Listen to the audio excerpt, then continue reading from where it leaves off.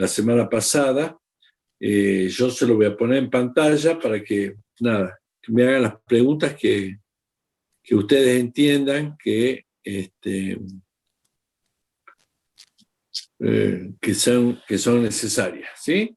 ¿Están viendo el trabajo? No están viendo nada. No, me olvidé de compartir. Ahí está.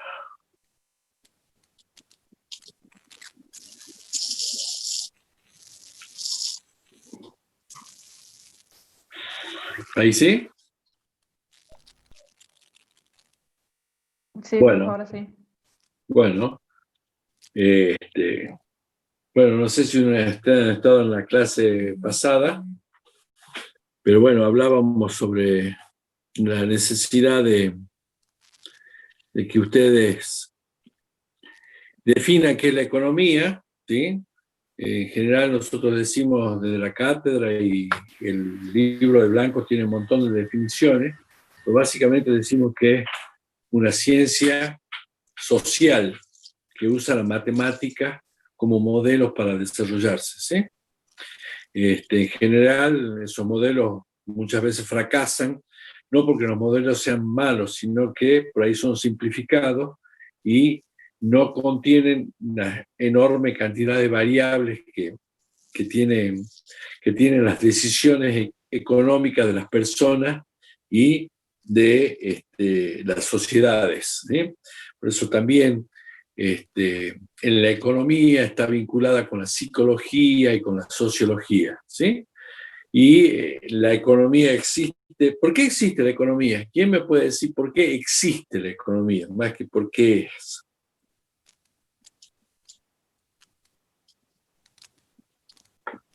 ¿Quién se le ocurre alguna idea de por qué existe la economía? La ingeniería civil existe por la necesidad de construcción de viviendas al principio, y después en las comunidades, las ciudades, existe por la necesidad de la infraestructura, ¿sí? Este, que necesitamos los hombres como comunidad para vivir. Ahora, ¿por qué existe la economía? ¿Quién me puede, quién puede, cómo podemos pensar estas cosas? ¿Mm? ¿Mm? ¿Qué se le ocurre a ustedes? ¿Alguno que opine? ¿No? Habrá un minuto de debate nada más que por este tema. ¿Mm? ¿Profe? Sí, sí, te escucho.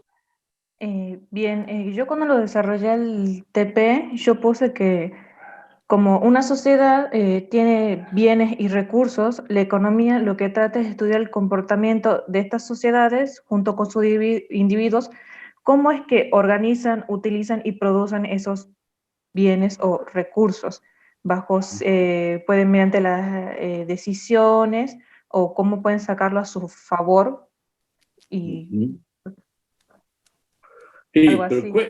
la idea está bien, digamos, porque eso es lo que pasa, ¿sí? Pero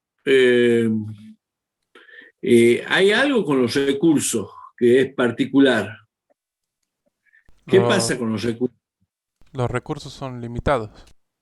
Los recursos son limitados, porque si fueran ilimitados, la economía sería casi nada, una administración de recursos, digamos, pero nada más, porque yo podría ser blanco, podría ser negro, podría comprar todo, porque nada, tengo recursos ilimitados y la oferta es ilimitada, pero no pasa eso.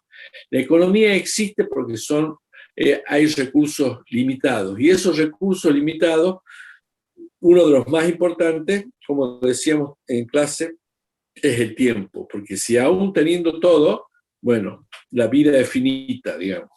O sea que la economía es una ciencia social, ¿sí? Que estudia las necesidades y los recursos humanos, ¿sí?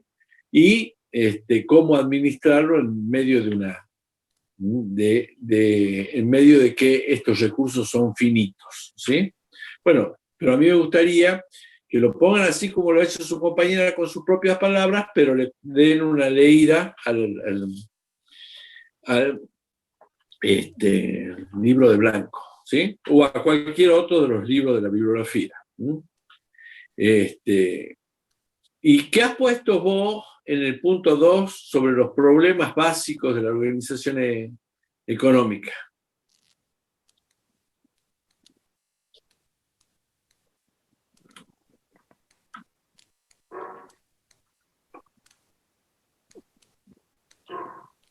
Que los problemas básicos en la organización económica se pueden dar mediante tres preguntas: ¿qué producir, cómo producirlo y para quién producirlo? Exactamente, ¿sí? Esas son las preguntas básicas que nos hacemos. Disculpen un segundito, justamente de la facultad me están hablando. Hola, desde la facultad. Estábamos viendo, sí, esas son las preguntas esenciales de la economía, lo que ha dicho su compañera, qué hacer, cómo hacerlo, para quién hacerlo. Cuando hagamos el proyecto de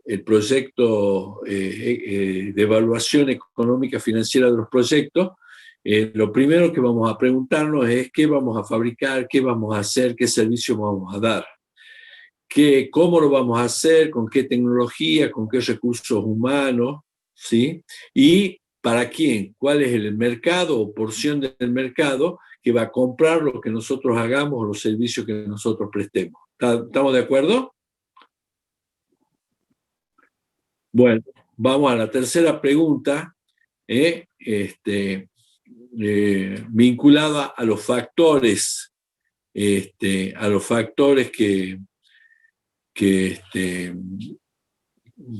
los factores esenciales, digamos, de la economía, ¿sí? ¿Cuáles son estos factores de producción? ¿Quién me puede contestar? También está en el blanco, ¿sí? El trabajo, el capital y los recursos naturales. Exactamente, ¿sí? Y los recursos naturales.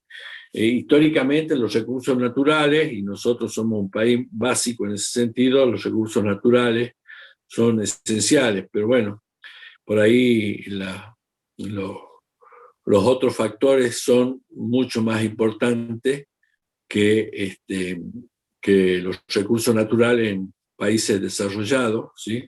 Como Japón, donde nada, el capital humano, el desarrollo tecnológico, los bienes de capital son tal vez más importantes que los recursos naturales, ¿sí?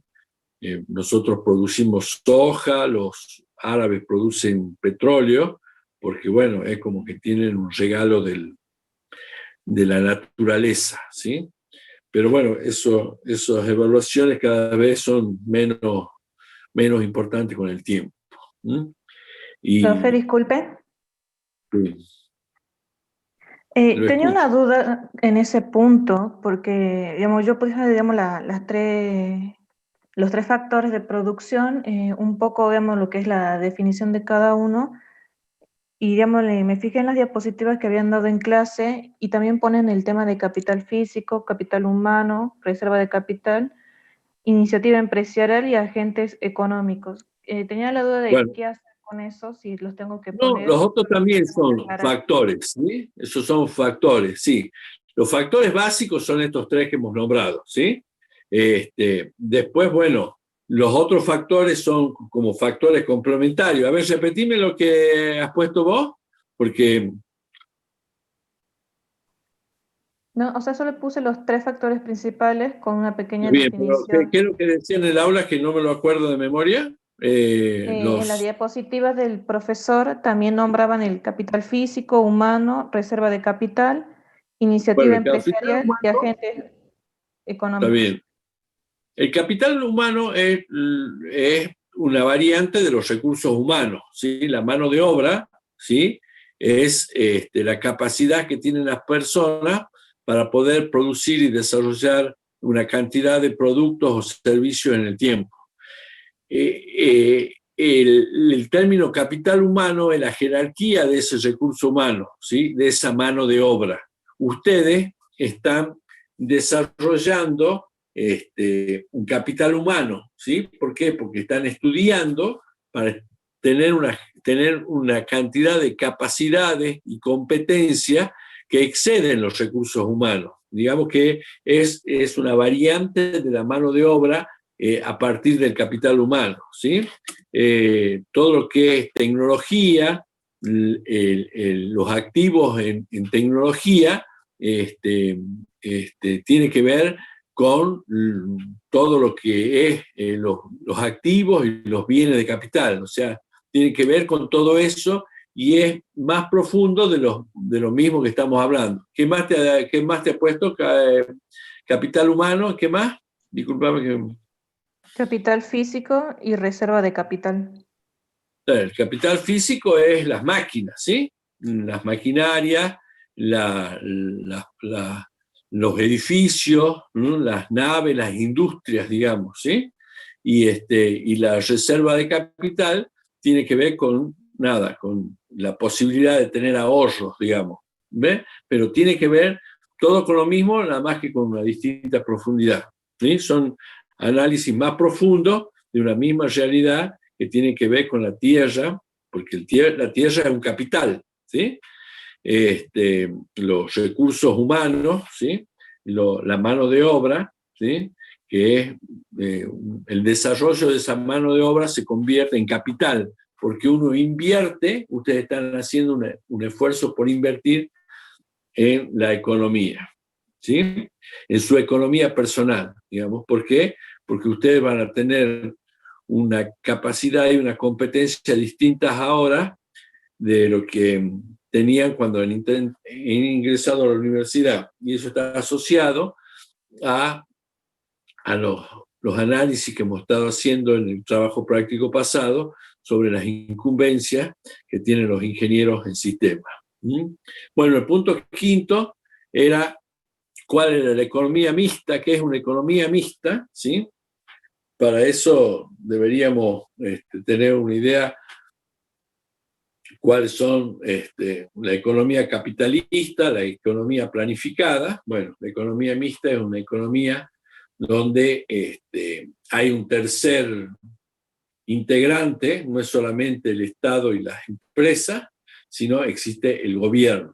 Y el gobierno, lo importante sería, y lo ha puesto el ingeniero Aranda, creo yo, en la diapositiva, donde muestra cómo circula el dinero y cómo circulan los bienes y servicios entre las personas, las familias y las empresas.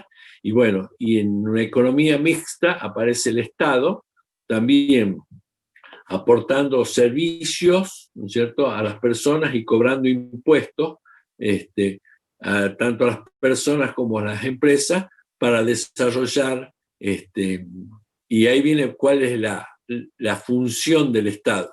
La función del Estado es generar un montón de cosas que por ahí la economía liberal capitalista pura no la contempla y genera fallas, ¿sí? Por eso el Estado en la Argentina es un Estado que tiene mucha participación. Cuando ustedes analizan la función del Estado argentino, van a ver que hace un esfuerzo importante por la salud. Ojalá la mayoría de nosotros no esté del todo conformes, pero bueno, cuando uno va a otros países en el mundo, se da cuenta que, qué sé yo, en propio Chile, al lado nuestro, si tener un problema de salud es bastante complicado resolverlo, ¿sí? Y en otros países aporta con la salud, con la educación. En la mayoría de los países, inclusive en Latinoamérica, son todos arancelados, ¿eh? Entonces genera una cantidad de servicios, de bienes y servicios, cobrando impuestos, ¿sí? Y esos impuestos se lo cobran tanto a las industrias, a las empresas, como a las familias, ¿sí? Y de ahí sacan para compensar el desequilibrio que naturalmente ofrecen las economías netamente capitalistas. ¿Mm? Así que lo importante es que ustedes entiendan que el Estado intenta, no el gobierno, el Estado intenta generar regulaciones para que las normas más ortodoxas de la economía no perjudiquen a los sectores más pobres. En general, yo digo, es muy buena el concepto y yo lo apoyo firmemente, pero bueno, a veces las malas políticas hacen que esas regulaciones no terminen beneficiando a los más pobres. ¿Sí?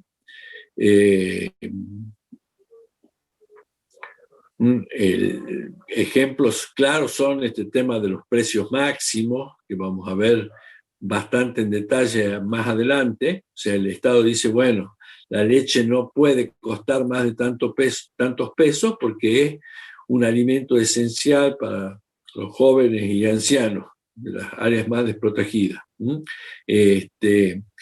La energía no puede costar más de tanto y genera algunas tarifas que se llaman tarifas sociales. Son intervenciones que hace el Estado sobre el libre mercado para tratar de compensar las desigualdades sociales. Bueno,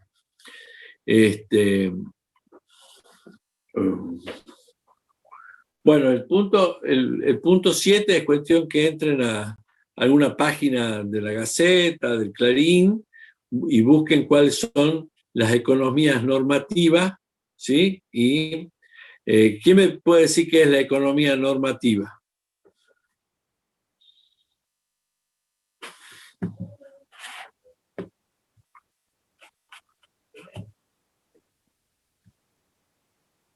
¿Quién me dice qué es la economía normativa? ¿Cómo podemos definir las economías? Es el estudio de lo que debería ser. De lo que debería ser. Entonces, cuando una noticia dice el IVA debería ser el 10% y explica sus fundamentos, es economía normativa. Cuando la noticia dice el Ministerio de Economía determinó que el IVA será del 39%, ya no es economía normativa, sino está haciendo una descripción de lo que está pasando. ¿Sí? Bueno, quiero que entren a una página de algún diario, en el Clarín van a conseguir más fácil noticias de ese tipo. Hoy casi estamos plagados de noticias que informan más que hablan de cuestiones normativas, pero sí se encuentran, y me ponen la fuente, ¿sí? Dice la Gaceta, de fecha tal día de septiembre, o ponen el link, es lo mismo. Profe, ¿ponemos una noticia o dos noticias? Sí, si puede poner dos, está bien, pero bueno, lo que encuentre. Bien. Bueno, y ahí empezamos a hablar de a poquito en el tema del costo de oportunidad, ¿sí? Dice, la caída del precio del petróleo, ¿sí?, puede afectar las energías alternativas, habla de afectar el progreso y el avance de energías alternativas. Entonces, digamos que nosotros tenemos ahí en competencia las energías convencionales y las energías alternativas, como por ejemplo la energía solar o la energía eólica. ¿Sí? Las energías alternativas, en general, las energías convencionales en general vienen a través de la utilización del petróleo o sus derivados, gas natural o gasoil o fuel oil, que son las materias primas de las centrales termoeléctricas que en la Argentina deben tener un poco más del 50% de esa energía, es producida a partir de ese tipo de fuentes de energía, ¿sí? Entonces, la pregunta es, y bueno, y la energía alternativa son a través de paneles solares que son en general importados, que tienen un costo de inversión inicial muy alto, igual que las centrales eólicas que ha habido un fuerte impulso por parte de los militantes de las energías verdes, de las energías limpias. Pero, por supuesto, salen caras, ¿sí? Entonces, ha habido un momento en la pandemia que, bueno, la noticia era que el precio del barril de petróleo era 0 pesos. Era 0 pesos en términos supuesto, porque en realidad había sucedido que la demanda había caído casi a cero, porque el mundo se había paralizado, y además no había reservas, lugares físicos para guardar ese petróleo, y esos derivados, las naftas, el fuel o los gasoil. Entonces, ¿qué pasa en la competencia esta entre la energía alternativa y las energías convencionales cuando el precio del petróleo baja muchísimo? ¿Qué es lo que pasaría?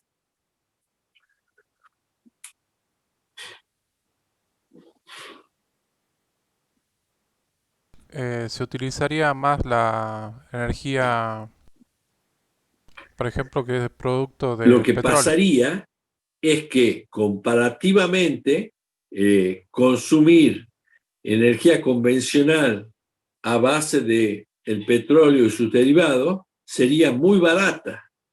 Y si es muy barata, la gente no invertiría, ¿sí?, en energías alternativas. ¿Por qué? Porque el costo de oportunidad, o sea, lo que no hago, en este caso energías convencionales, sería muy, pero muy barato. Entonces, nada, es preferible quedarse con las energías convencionales, producto de que la referencia de las energías convencionales es muy baja. Y eso efectivamente ha pasado en el mundo. Yo creo que al final las energías alternativas van a triunfar porque el petróleo cada vez va a valer menos. Cada vez va a valer menos el petróleo, pero al final las energías alternativas van a triunfar por la defensa del medio ambiente. Pero por ahora no hay políticas que defiendan férreamente el medio ambiente. Por lo tanto, hasta tanto o suba el petróleo o haya normativas más exigentes respecto a la contaminación que generan las energías convencionales, el petróleo y sus derivados van a seguir consumiéndose. O sea, lo que pasa cuando baja mucho el petróleo es que las energías limpias o las energías alternativas empiezan a perder competencia, por lo menos en el corto plazo. Lo mismo y vinculado al tema del costo de oportunidad está los efectos de las pandemias en los países centrales, ¿sí? Decimos que tanto en Europa como en Estados Unidos, como en propio China y Japón, han invertido miles de millones en salud, ¿sí? Y siempre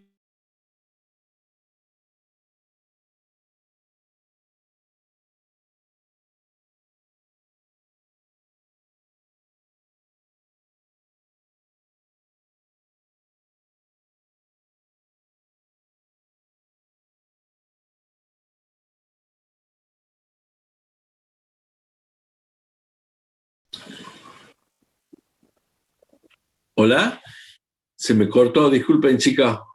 ¿Me están escuchando ahora? Sí, profe. Le decía que siempre que un país gasta mucho en un tema, deja de gastar en otro, porque los recursos son finitos. ¿Eh? Siempre que un país toma una decisión, deja de, a favor de un tema, suspende otros temas, es como ustedes en sus propias economías. Si hoy han decidido, bueno, hoy no se puede, bueno, pero tomarse unas vacaciones, seguramente no van a intentar comprarse un auto o una moto. Bueno, eso mismo pasa con los países centrales, que han invertido muchísima plata en temas de las vacunas, en temas de movilización de nuevos sistemas sanitarios, y han dejado un poco, ¿cierto?, al costado otros gastos como los gastos de defensa, contratos en desarrollo de tecnología de defensa, material. Han suspendido también algunos ejercicios militares, que son carísimos. Así que sería bueno que ustedes traten de buscar en las redes y en las noticias cuáles han sido los efectos de la pandemia y respecto a los gastos de defensa de los países. No sé si alguno ha podido hacer esa investigación, pero bueno, si hay alguno, sería bueno que me lo diga ahora, o si no, bueno, siguen trabajando. Acuérdense que si no me equivoco, este trabajo hay que entregarlo el día lunes, ¿no? Bueno, sigamos. El punto 10 tiene que ver con las afirmaciones de estos 3 puntos. ¿Sí? La necesidad de elegir es consecuencia ¿de qué es consecuencia? ¿Del costo, de la escasez, de la ineficiencia o de los precios? De la escasez. La necesidad de elegir es una consecuencia ¿de qué? De la escasez. De la escasez. Bien. ¿El costo de oportunidad es consecuencia de qué? De la elección. De la elección. De la elección. Porque cuando nosotros elegimos algo, dejamos de elegir otra cosa. Y lo que dejamos de elegir es lo que se llama el costo de oportunidad. Recuerden siempre, el costo de oportunidad es la mejor opción que no elegimos. ¿Sí? Yo tengo 3 alternativas. La mejor es la A, la segunda la B y la más fea la C. Bueno, si yo elijo la B, mi costo de oportunidad es... Si yo elijo la A, mi costo de oportunidad es la B.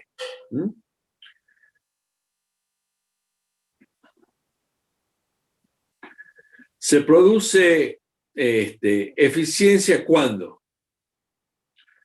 Se produce con eficiencia ¿cuándo? No hay escasez, no es posible aumentar la producción de un bien sin disminuir el del otro. ¿Es posible aumentar la producción de todos los bienes juntos o el costo de oportunidad, o si el costo de oportunidad es constante? La B.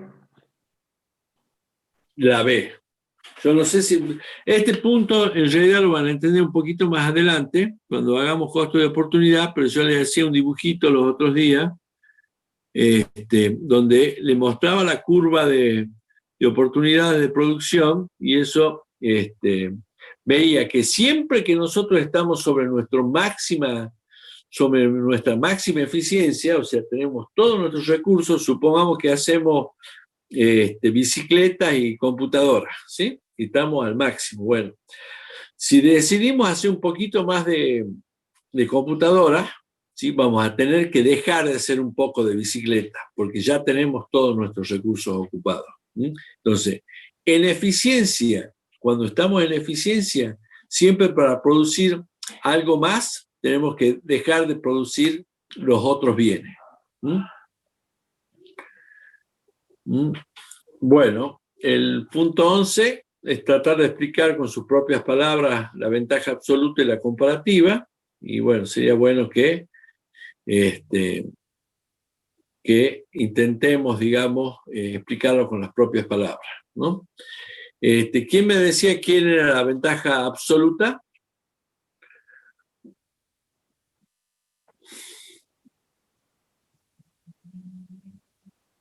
La ventaja absoluta es aquel que tiene mayor eficiencia en su trabajo, a quien con los mismos recursos que otra persona produce más, o otros que produciendo lo mismo que otras personas consume menos recursos. Esa es la ventaja absoluta. Y la ventaja comparativa es aquel que tiene menor costo de oportunidad para desarrollar un trabajo. Eso lo vamos a ver más claramente en el punto 12.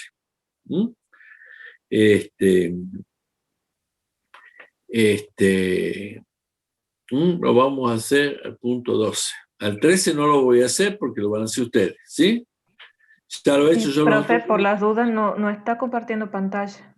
No estamos compartiendo pantalla. Dios mío, eso porque se me No, yo la corta. estaba siguiendo porque tengo el TP abierto, pero le quería Disculpen, avisar. gracias, ahí estamos. Es que se me ha cortado internet, así que... ¿Sí? Bueno, ahí tenemos, ¿sí? El problema. Han decidido trabajar usted y su amigo. La habilidad de su amigo como investigador apenas alcanza a revisar y resumir 2 artículos al día, ¿sí? Y además le cuesta mecanografiar y solo puede escribir 2 páginas al día. En cambio usted, que es repicante, ¿sí? Puede resumir 6 artículos y mecanografiar 20, ¿sí? ¿Quién tiene ventaja absoluta? ¿Usted o su amigo? Nosotros. Claro, ustedes, sí. Su amigo es bastante vagoneta. ¿Y cuáles son los recursos que estamos usando? La producción está clara, son artículos ¿El tiempo puede ser?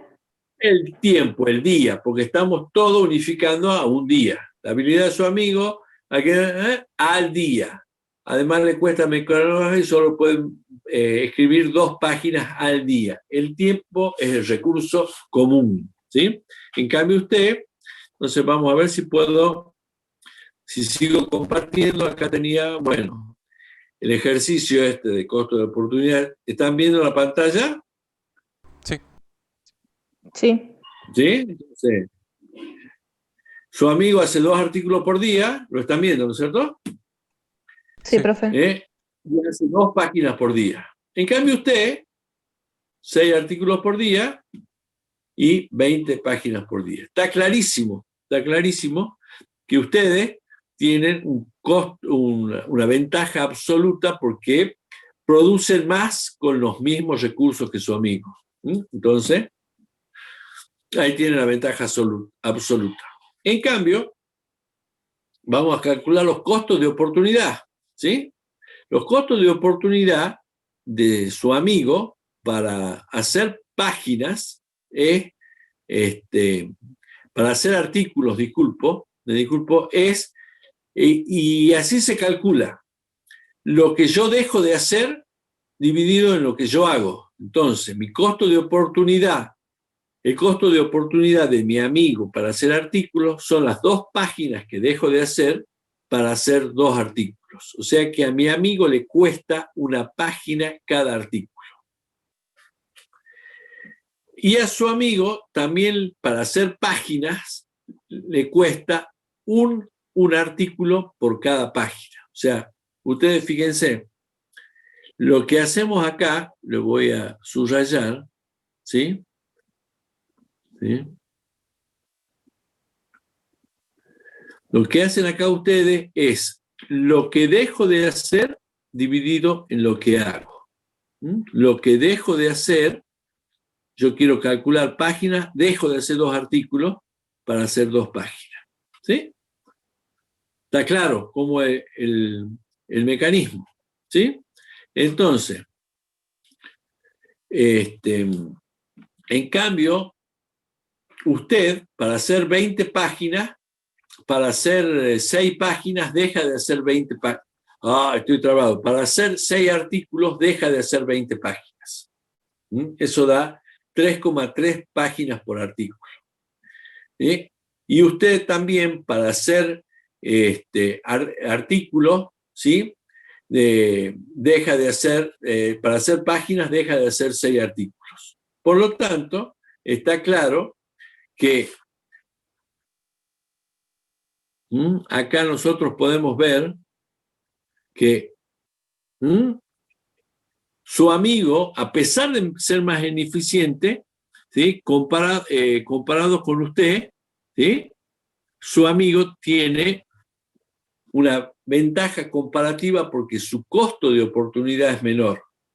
A ustedes, para hacer un artículo, le cuesta 3,3 páginas y a su amigo le cuesta una página solamente, ¿sí? En cambio,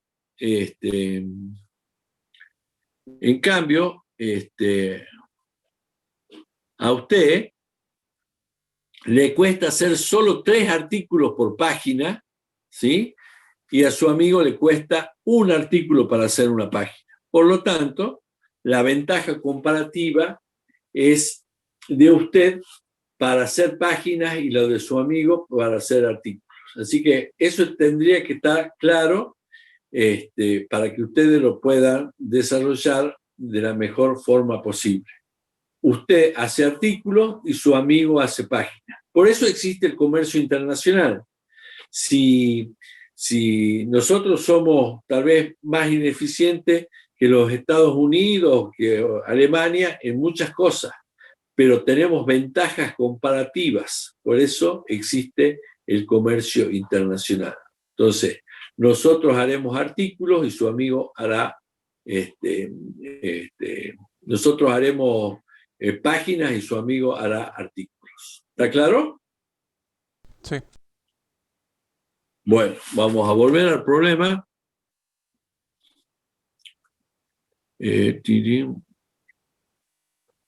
Vamos a compartir. Volvemos a compartir. Bueno, el otro problema era exactamente igual, así que ya lo he hecho yo la vez pasada, pero en vez de hablar de personas, hablan de países, ¿sí? Y tienen 2 productos, un X y un Y, muy parecido a ese. Bueno, el otro es, en realidad, los años anteriores lo hacíamos en clase, lo discutíamos casi uno por uno. Este año no lo vamos a hacer, además está todo muy desconfigurado, pero ¿cuál es el enfoque económico de la educación? Y a nosotros sí nos gustaría que ustedes piensen respecto de este tema, ¿sí? El libro de Blanco hace toda una media carilla sobre cuál es, a su entender, el enfoque de la educación, que tiene que ver con el desarrollo del capital humano, que es lo que ustedes están haciendo a partir de estudiar, ¿sí? Entonces, lean ese artículo, vean ese par de videos y manifiesten su coincidencia o no respecto a lo que expone el libro de Blanco, ¿sí? Y contesten, digamos, esas 3 preguntas. Si la universidad tiene costos implícitos, si alguien me puede decir que es un costo implícito para los estudiantes de la universidad, me gustaría.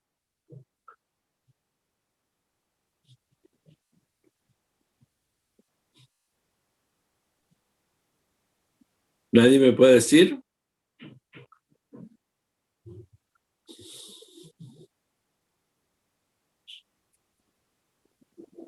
Bueno, lo más cuantificable en términos de costos implícitos, ustedes ahora podrían haber estado trabajando y no estudiando. Entonces estarían ganando plata y ese sueldo que ustedes ganarían por las horas hombres en esta hora de economía sería la plata equivalente a, ¿sí?, a un costo. No es un costo que te entre efectivamente, pero vos has dejado de trabajar por estar estudiando. Y ese es el costo implícito, ¿cierto? Que no son, los costos se dividen en costos explícitos, que son los que uno efectivamente hace, saca la billetera y paga en dinero, en cheques, en tarjeta de crédito. Ese es algo explícito, está clarísimo cuál es. Y los costos implícitos son los costos que a veces no se ven. Por ahí los contadores no tienen en cuenta los costos implícitos. Nosotros como ingenieros y economistas vamos a tener siempre en cuenta un costo implícito. Por ahí uno dice, bueno, yo voy a poner un negocio en mi casa y bueno, en realidad no voy a pagar alquiler, entonces eso es cero. No, el costo sí tiene un valor ese alquiler, porque vos has dejado de alquilarle a otra persona para poner tu negocio, o sea, tiene un costo implícito. No lo ves en el balance contable, pero tiene un costo implícito. Bueno, hay que ver cuáles son los costos implícitos que ustedes tienen, cuál es el sacrificio del tiempo, cuánto vale ese tiempo, y cuál sería el ingreso que ustedes renuncian. Muchas veces no es monetario. El hecho de sentarse a disfrutar una película con un amigo, a hacer deporte, también es un renunciamiento por estar estudiando. Por ahí es más complicado convertirlo en números, pero no todo es números, digamos. Uno siempre termina renunciando a algo para hacer una cosa. Y respecto a estas cuestiones, nosotros preguntamos ahí si deben incluirse esos beneficios como las satisfacciones intelectuales. Decía los otros días yo a muchos de ustedes, y a mí en particular creo que me ha pasado eso, más que por la plata que uno puede ganar como ingeniero, que obviamente ha sido sustancial desde que yo, si bien yo he trabajado mientras iba a la facultad, obviamente mi sueldo cambió bruscamente a partir de haberme recibido, pero también existen otras cuestiones además de la plata, ¿no? El reconocimiento social, la satisfacción de saber todo lo que uno sabe, la satisfacción del esfuerzo realizado, y obviamente el reconocimiento social también podrían incluirse. Ustedes expongan cuál es su situación y qué opinan al respecto. Y pensar que todos estos ingresos que yo decía que yo he empezado a ganar más plata cuando me he recibido de ingeniero, ¿sí? Obviamente que si ustedes demoran mucho en recibirse, esos beneficios adicionales se van a ir postergando demasiado en el tiempo, ¿sí? Entonces su flujo futuro tal vez afecte muy poco ahora. En cambio, si se reciben rápidamente, el impacto de sus ingresos adicionales va a ser con mayor impacto. Así que, nada, esas cuestiones serían muy bueno que ustedes la evalúen.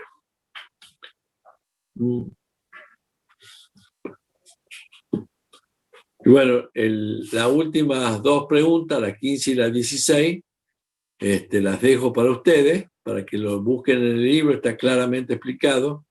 Estos conceptos de crecimiento económico, desarrollo económico y desarrollo humano. Cómo se mide y cuáles son las diferencias. Y bueno, sí lo podemos discutir al punto 16, porque lo podemos discutir en función de lo que vemos cada uno de nosotros todos los días. ¿Cuál es el costo de oportunidad del sector de la salud por las medidas dispuestas por la pandemia? Todas las restricciones, todas las cosas que no podemos hacer, no podemos ir a la facultad. ¿Alguno de ustedes va a rendir mañana, estos días? ¿O ha rendido? No, ¿no? Yo por lo menos no, profe. Porque esta semana ha habido varios exámenes, inclusive de economía, que mañana va a haber exámenes que se van a tomar en modo presencial. Pero bueno, esos son los costos de oportunidad. Ustedes han dejado de ir a la facultad, ustedes han dejado de rendir en forma presencial. ¿Cuáles son los otros costos? Bueno, como sociedad, ¿qué ha pasado?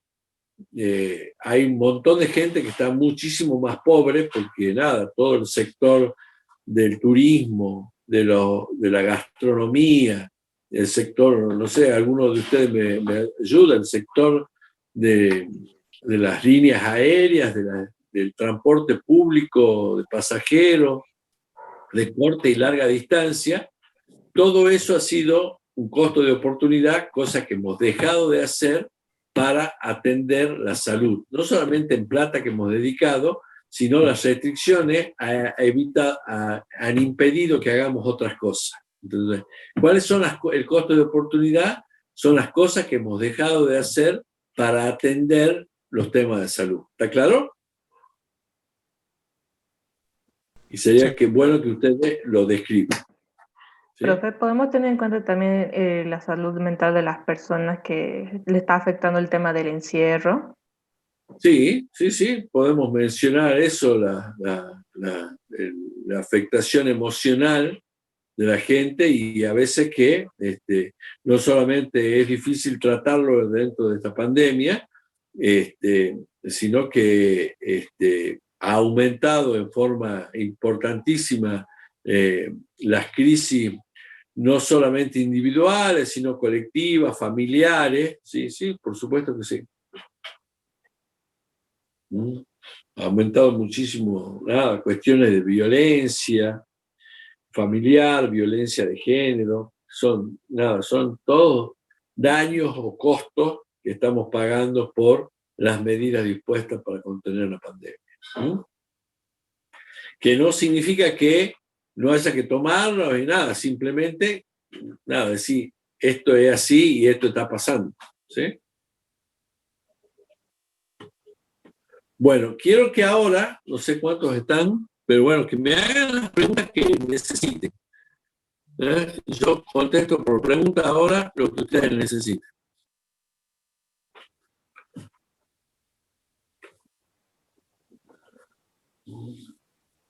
¿Alguno tiene alguna pregunta? Bueno, espero que entreguen en tiempo y forma el práctico. No quiero excusa, de todas maneras, tampoco es la hora y el minuto segundo, porque yo veo cuando entregan y hay un tiempo para entregar aún después, no 2 días, pero hay un pequeño tiempo para entregar aún después de la fecha, del plazo y minuto final, porque sé que, como a mí me acaba de pasar, se te puede caer internet, pero hay un tiempito, así que no pongan excusas que no han podido, porque yo le estoy dando un changuín escondido, ¿sí? O sea que traten de entrar antes, porque no es lo mismo entrar antes que después, pero siempre se puede. No un día después, pero siempre se puede. Así que les pido que se pongan las pilas y lo mismo nos vemos dentro de un rato en la clase de Ingeniero Aranda. Bueno, profe, hasta luego. ¿Listo? Hasta luego. Hasta luego, profe.